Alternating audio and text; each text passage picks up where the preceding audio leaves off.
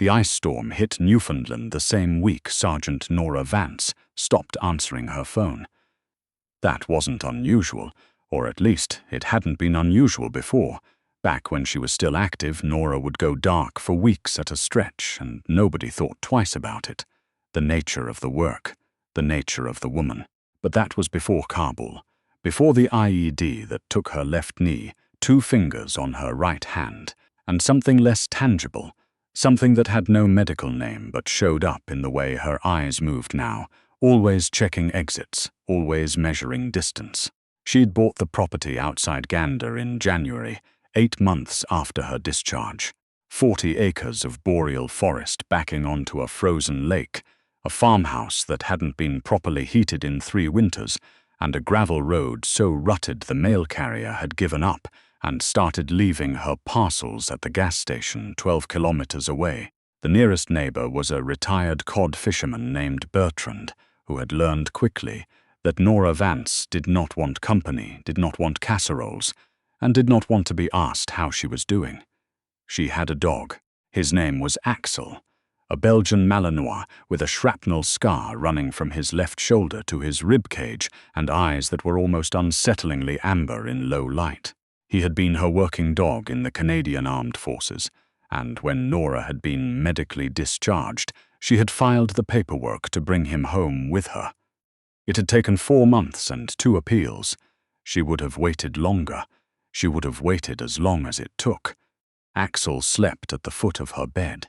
Axel ate when she remembered to eat. Axel was the only living creature on the planet that Nora permitted within arm's reach, without her whole body going rigid. The ice storm came in from the Atlantic on a Thursday, and by Friday morning the road to Gander was impassable.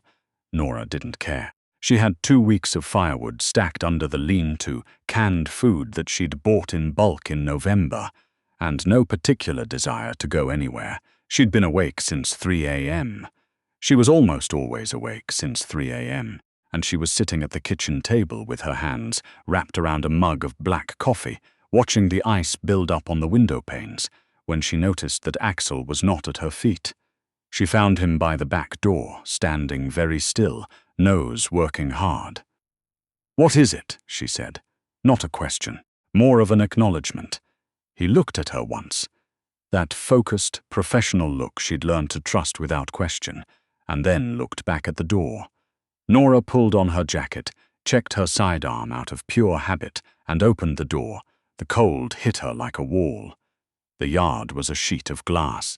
Beyond the tree line, the forest was encased in ice, every branch catching the grey light and throwing it back. Beautiful, in the way that things that could kill you were sometimes beautiful. Axel was already moving across the yard, careful on the ice, head low. She followed him to the tree line, and then another 40 meters into the forest, and that was where she found the girl. She was maybe 19 or 20, curled against the base of a black spruce, wearing a down jacket that was not remotely adequate for the temperature and a pair of jeans that were soaked through. There was blood on her forehead, dried dark against pale skin. Her lips were the particular shade of blue that Nora associated with hypothermia and very bad outcomes. Axel sat down beside the girl and looked back at Nora with an expression that said, "I found her." "Now you." Nora crouched, pressed 2 fingers to the girl's neck. A pulse, thin and fast, but there. "Okay," Nora said quietly, to no one in particular. "Okay, getting an unconscious person across 40 meters of frozen ground with a damaged knee and 2 missing fingers was not simple. Nora did it anyway.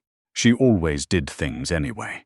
It was one of the qualities her commanding officers had written glowing letters about, and that had made her personal life almost entirely impossible.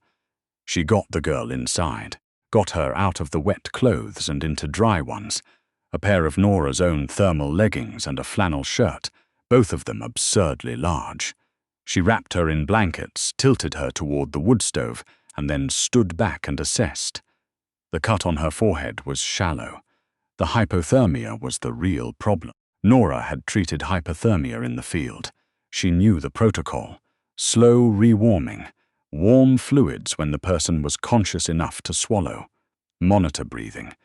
She did not know who the girl was or how she'd ended up in the forest behind her house in the middle of an ice storm. She did not know if someone was looking for her. She did know that the road to Gander was impassable, that her satellite phone had been throwing error codes since Wednesday, and that she was, for all practical purposes, alone with this girl and a dog and a wood stove. Axel lay down next to the girl on the floor. Nora sat in the chair across the room, close enough to monitor, far enough to breathe, and waited. The girl woke up at around noon. She came back slowly.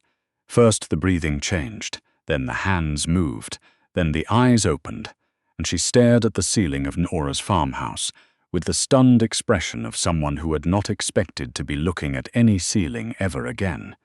Then she saw Axel. Axel, for his part, raised his head and regarded her with calm, amber eyes. The girl made a sound somewhere between a gasp and a sob. "He won't hurt you," Nora said from across the room. The girl turned her head. She stared at Nora with the kind of raw, unguarded terror that Nora recognized. Not the terror of someone frightened of a stranger, but the terror of someone who had been frightened for so long that it had become her resting state. "Where am I?" Her voice was cracked and hoarse. "Private property outside Gander. You were in the tree line.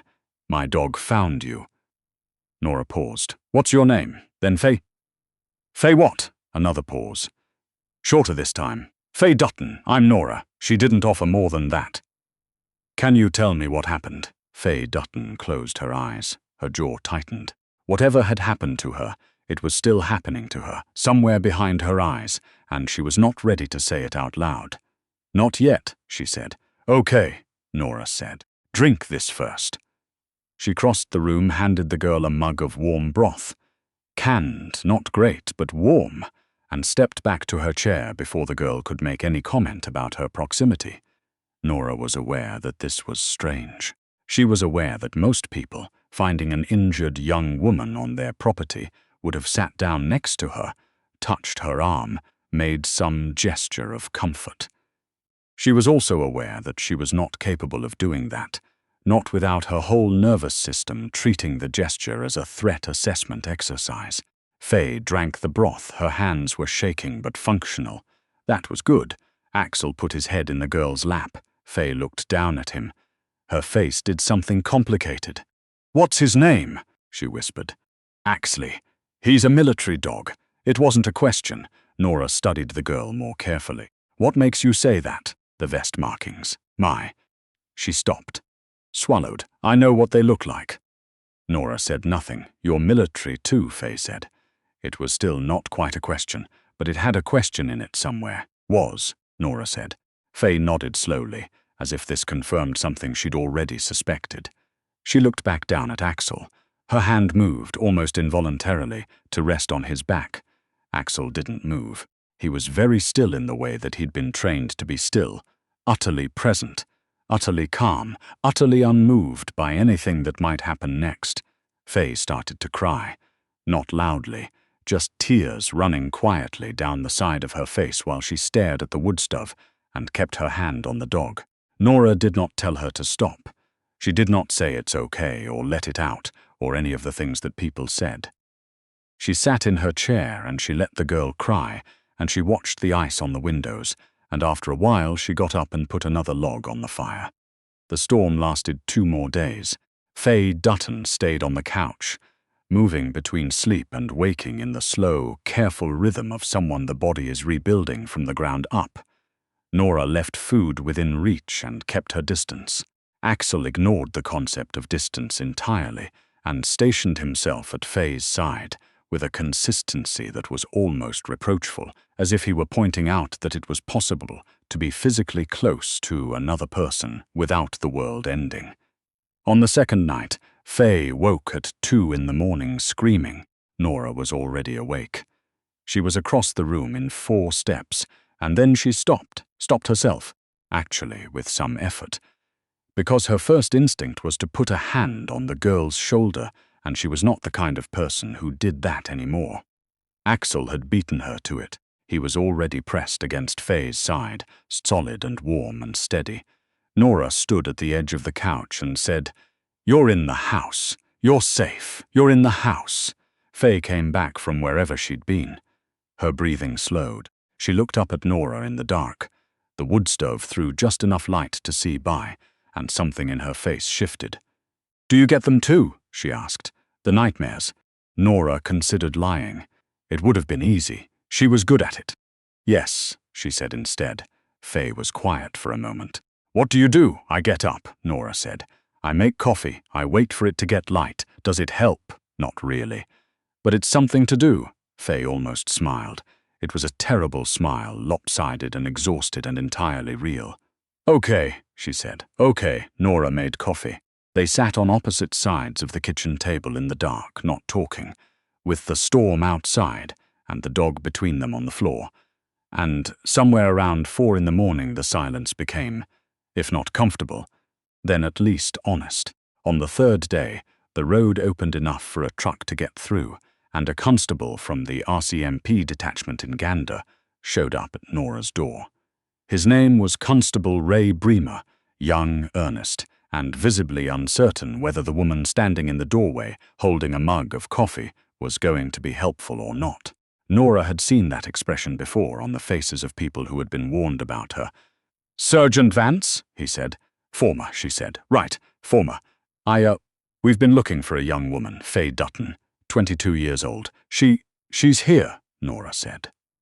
Constable Bremer blinked. She's here. My dog found her in the tree line 2 days ago. She had hypothermia and a laceration on her forehead. She's been recovering." The constable stood very still for a moment, processing this. "Can I?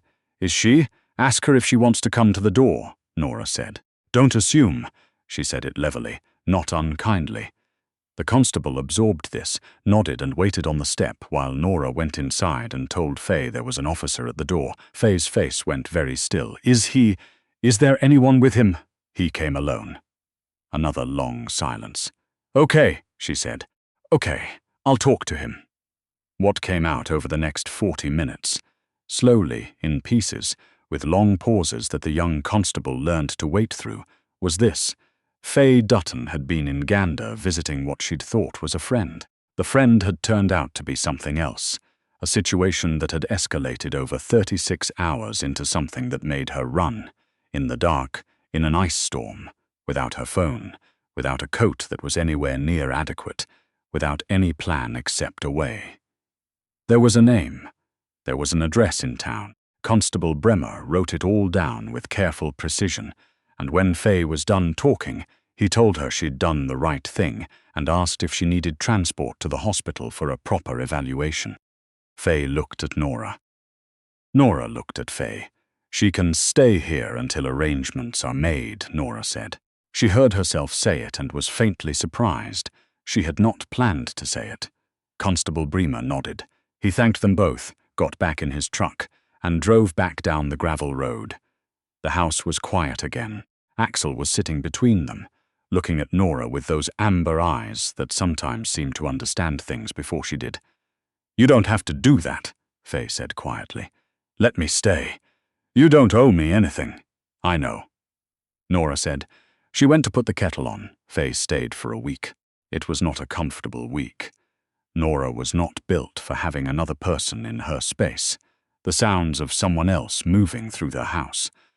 The particular way another person's presence filled a room, all of it kept her nervous system at a low-grade alert that she managed by taking long walks along the lake with Axel, and coming back to find Faye had, gradually, started doing small things around the house.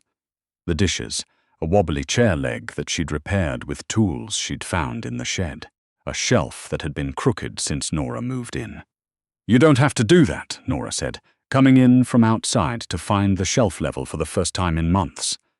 "I know," Faye said, in exactly the same tone Nora had used. Nora looked at her. Faye looked back. Something shifted between them. Not quite a smile, not quite an acknowledgement, but something in that neighborhood. Faye had been a technician in the CAF. 2 tours. She'd left under circumstances she didn't fully explain. And Nora had enough personal experience with circumstances you didn't fully explain to know not to push. She had the same habits Nora recognized. the checking of exits, the way she sat with her back to the wall, the very specific stillness she went into when a sound caught her off guard. The nightmares. My counselor calls it hypervigilance, Faye said one evening, watching Axel make his nightly perimeter check of the living room. Sounds almost impressive, right? Like a superpower. Hypervigilance. She said it flatly. I can't be in a grocery store for more than 10 minutes without needing to leave. Hardware stores are worse, Nora said. She didn't know why she said it. She rarely talked about this. The sounds. The way the ceilings echo. Faye looked at her. Yeah, she said. Yeah, exactly. Axel finished his circuit and lay down between them. On the 6th day, Faye's sister drove up from St. John's in a battered Subaru with a car seat in the back and a look on her face when she came through the door that was pure, undiluted relief. Her name was Cora Dutton, a few years older than Faye, dark-haired where Faye was fair, and possessed of the kind of fierce composure that people develop when they have spent a significant portion of their lives holding things together. She looked at Nora in the doorway with the careful eyes of someone who has learned to assess situations quickly. You're the one who found her, Cora said. My dog found her, Nora said. Cora looked at Axel, then back at Nora. Right, she said. Can I come in? Nora stepped back from the door. Cora and Faye had a conversation in the kitchen that Nora absented herself from, going outside with Axel and standing by the lake in the January cold until she felt certain she'd given them enough time. When she came back in, Faye was standing by the front door with a bag. She'd borrowed a few things, a toothbrush, a sweater that was too big for her, and Cora was near the kitchen table, looking at the small collection of military photographs that Nora kept there and rarely looked at herself. Is this your unit? Cora asked. Was, Nora said. Cora pointed to a figure in one of the photographs. Is that Captain Derek Voss? The name went through Nora like a current, Derek Voss. She hadn't heard his name spoken aloud in 2 years, not since the review board, not since she'd stopped returning anyone's calls and driven north and bought 40 acres of frozen ground and decided she was done with the world. She looked at Cora Dutton very carefully. Where do you know that name from? He was my husband's CO, Cora said quietly. My husband was Corporal Mathieu Lafleur. He was killed in Afghanistan in 2021. The silence in the room was complete. Nora had known Mathieu Lafleur. Not well, he had been in a different unit, but she had known his face, known his reputation, careful, skilled, the kind of man who remembered everyone's name, who could read a situation before it unfolded, who was trusted by people who did not trust easily. She had heard the news of his death and filed it in the same place she filed all of it, the place she did not look at. I didn't know he had a wife, Nora said. We hadn't been married long. Cora's voice was even, the composure of someone who had been having this conversation with herself for 3 years. He talked about you, actually. About your unit, he said. She paused. He said there was a sergeant in the 3rd Battalion who'd saved his life on a training exercise in 2019. He never said a name, but he said she was the best shot he'd ever seen, and that she would argue with God himself if she thought he was wrong about something. Nora said nothing. I think that was you, Cora said. It had been her. A training accident, a strap failure, 30 seconds that had hinged on Nora's reaction time, and a rope and a decision that had not felt heroic at the time and did not feel heroic now. She had thought about it very rarely over the years, because the alternative was thinking about all the time she hadn't been fast enough, or the time she hadn't been there at all. Faye was watching them both from the doorway, her bag in her hand, very still. He called himself lucky, Cora said. He said he thought about it sometimes, that there were people in your life who showed up at exactly the right moment, not for a reason necessarily, just there, just in time. Nora looked at Axel. Axel was sitting between her and Cora with his particular quality of stillness. Not obedient stillness, not the stillness of an animal that had been told to stay, but the stillness of an animal that had decided, for its own reasons, that this was exactly the right place to be. She thought about the ice storm, the 3 a.m. waking, the back door and the dog at it, nose working. I found her, now you. He was right, Cora said, almost to herself. It happened again. Nora looked out the window at the frozen lake. The ice was beginning to thaw at the edges, faintly, almost imperceptibly, the way thaws always started from the margins in. I owe you nothing, she said slowly. That's what your sister told me. What did you say? I said I know. Cora almost smiled. It was Faye's smile, or maybe Faye's was hers, the same lopsidedness, the same exhaustion underneath, the same thing that was almost warmth trying to get through. He would have liked you, Cora said. Mathieu, he would have liked this house, and hated how cold it is, and he would have spent an entire afternoon trying to get your dog to shake his hand. Nora's throat tightened. She said nothing. She was not good at this part, had never been good at this part, the part where other people's grief intersected with her own, and there was no tactical solution, no action item, nothing to do but stand in it. He would have liked Axel, Faye said softly from the doorway. Everyone likes Axel, Nora said. Her voice came out strange. He's a better person than I am. Axel's ears moved. He knew what he was doing, Faye said. Finding me. I think dogs know when something's wrong from very far away, like they're paying attention to things we're not. Nora thought about how many times she'd trusted Axel's read of a situation over her own, in the field, in the worst moments when her own perception was compromised by noise and adrenaline and fear. Axel had been steady. Axel had been sure. Yes, she said. Cora and Faye left at mid-afternoon when the light was already going out of the sky in the particular fast way it did in January in Newfoundland. Nora stood in the doorway and watched the battered Subaru navigate the gravel road, still icy in patches, the tires catching and correcting, until it disappeared around the stand of spruce. Then she stood there for another few minutes, not quite ready to go back inside. Axel pressed against her leg. She put her hand on his back. It was not a monumental gesture. It was not a breakthrough or a revelation or a turning point, not in any dramatic sense. It was a woman standing in a doorway in January, resting her hand on her dog, with the cold coming in and the last of the daylight going silver over the frozen lake. But she had said she can stay and meant it, and she had sat at the kitchen table in the dark with a stranger and let the silence be honest. And she had heard a dead man's name out loud without leaving the room. And she was still here, on the step, in the cold, watching the road where the Subaru had gone. She went inside. She put the kettle on. She sat down at the kitchen table, and through the window the lake caught the last light and threw it back. Axel lay down at her feet. She did not sleep until 5 that morning, which was a full 2 hours later than usual, and when she finally did, her sleep was quiet.